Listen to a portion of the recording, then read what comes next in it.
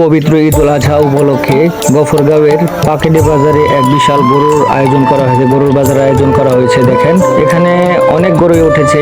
এখানে পাকিস্তানি শাহিওয়াল থেকে শুরু করে দেশি গরু পর্যাপ্ত পরিমাণে এখানে রয়েছে। অনেক দূর দূরান্ত থেকে কিন্তু মানুষ এখানে এসেছে গরু ক্রয় করার জন্য। একটি মজার বিষয় হচ্ছে এখানে কিন্তু গরু যতদাই কেনা হোক না কেন, প্রতি গরুতে রোনা ধরা হয়েছে মাত্র 200 টাকা, আর ছাগলের ধরা হয়েছে 100 টাকা। এবার গরুর দাম যতই হোক না কেন, এই জিনিসটা এখানে সীমিত করা হয়েছে, যার ফলে ক্রেতারা কিন্তু সহজেই রোনা করতে আর তেমন দ্বিধাবোধ করে না। আর রোনা যেহেতু বাধ্যতামূলক, বিভিন্ন বাজারে কিন্তু বিভিন্ন রকমের রোনা হয়ে থাকে, কিন্তু এখানে শতকরা হিসাবে না করে এরা জন প্রতি গরুতে কিন্তু 200 টাকা ধরা হয়েছে। যেহেতু এখানে বাজারটা তেমন একটি বড় নয়, তাই গরুগুলো সব রাস্তার দুপাশে বসেছে।